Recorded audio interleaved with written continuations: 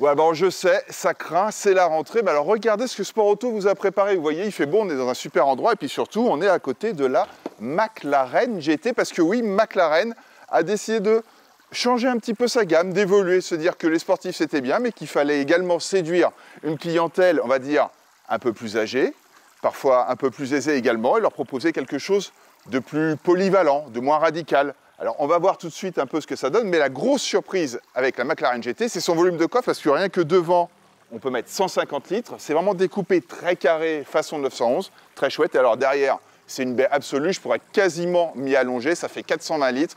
On peut mettre un sac de golf, on peut mettre des skis, donc là vraiment pour partir en vacances, il n'y a pas mieux. Maintenant, on va voir si pour arsouiller, c'est pas mal non plus.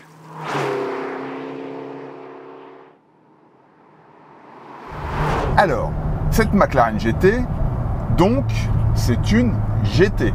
Ça veut donc dire que c'est une grand toureur, comme le disent nos amis anglais, capable d'abattre des kilomètres, qui se veut pratique, qui se veut spacieuse, qui se veut confortable. Grosso modo, un engin pour rivaliser avec les Continental GT et les Aston Martin DB11. Mais alors, on sait également que McLaren accorde une importance toute particulière au poids. C'est-à-dire que vraiment, le moindre kilo est chassé.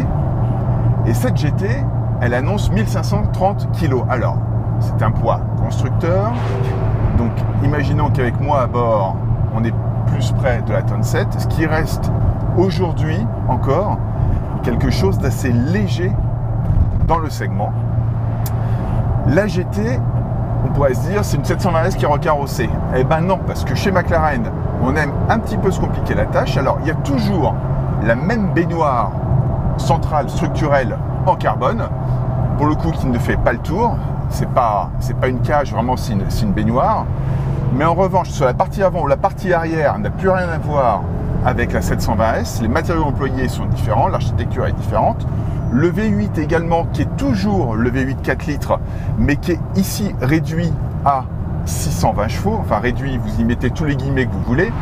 Il y a le bloc et la culasse qui sont identiques. Le reste, c'est tout nouveau. Les pistons sont nouveaux, les turbos sont nouveaux, la cartographie est nouvelle, l'échappement est nouveau. Donc vraiment, ils ont revu de fond en comble la mécanique. La boîte de vitesse, à part une calibration un petit peu différente, c'est la même. Donc toujours à double embrayage. Mais je disais donc en préambule de cet essai, c'est donc une GT, donc quelque chose qui se veut un petit peu moins radical, un petit peu moins sportif que ce que McLaren a l'habitude de nous proposer. Et ben on s'aperçoit déjà qu'en roulant cool comme ça, la voiture elle vire mais alors complètement à plat, mais ça sur une McLaren, on a l'habitude. Pour une GT, c'est un petit peu plus original.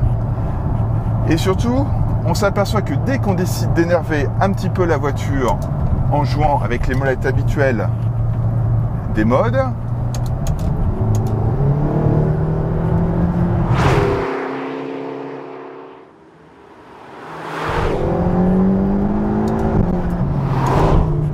ça pousse, mais alors il y a un gap avec une 720S qui est en effet plus brutal. On peut reprocher un peu à ce moteur, à ce V8, à certains trous en dessous de 3000. Alors après, alors oui d'accord, il y a un temps de réponse sur le turbo, ça il n'y a pas de doute. C'est vrai également que la boîte, elle est étagée quand même assez longue, notamment sur le dernier rapport. Et typiquement, si vous vous mettez à 90, 107 et que vous écrasez, bah vous écrasez quoi, voilà. Puis vous attendez aussi, parce qu'il ne se passe pas grand chose. Donc pour l'instant, on voit que la voiture est capable de rouler cool, mais que grosso modo, elle est quand même très très à l'aise dès qu'il s'agit d'arsouiller un petit peu, et que les petites copines 570 ou 650, voire certains modèles de chez Ferrari, je ne parle pas de la 488 Pista, mais la GT aura du mal à se faire distancer dans les rétros. Et surtout, le bonheur, c'est qu'on retrouve vraiment le feeling McLaren dans l'auto. Donc avec une direction qui est à la fois légère, mais alors super informative, vraiment. On sait pertinemment où sont les roues. Il y a un gros grip à l'avant. Et puis toujours cette position de conduite vraiment très en avant qui permet de profiter de la route au maximum et surtout de placer la voiture exactement là où on a décidé de la placer. Donc ça, c'est absolument génial. Alors malgré tout, on peut s'appeler McLaren et avouer quelques loupés. Alors typiquement pour une GT en termes de rangement, alors je sais bien, les rangements à sport auto, on s'en fout. Bah oui, mais sauf que McLaren nous vend une GT, donc une voiture vraiment avec des aspects pratiques. On a vu que coffre avant et coffre arrière étaient très grands. Très bien, partons en vacances ensemble, ça me va.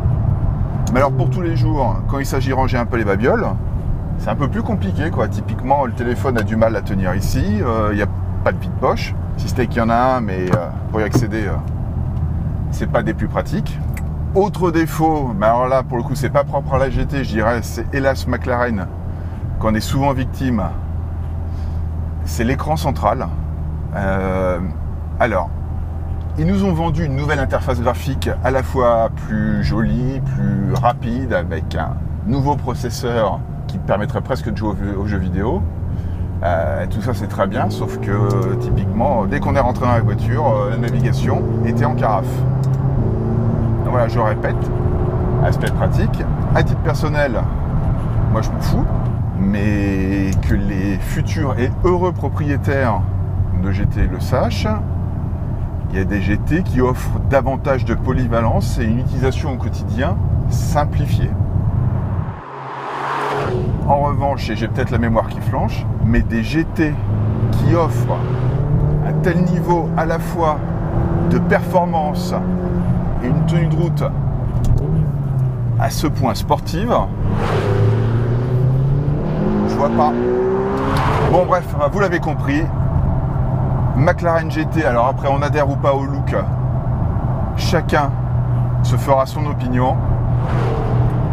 Un truc qui est sûr, c'est que pour une GT, il y a plus confort, même si on sent que McLaren a adouci les suspensions, notamment en mode normal, voilà, ça, il n'y a pas de doute. En termes de volume de chargement, visiblement la voiture se place très très bien, mais alors un truc qui est sûr, c'est qu'en matière de dynamisme et de sensation au volant, c'est le kiff quoi. A bientôt sur sportauto.fr.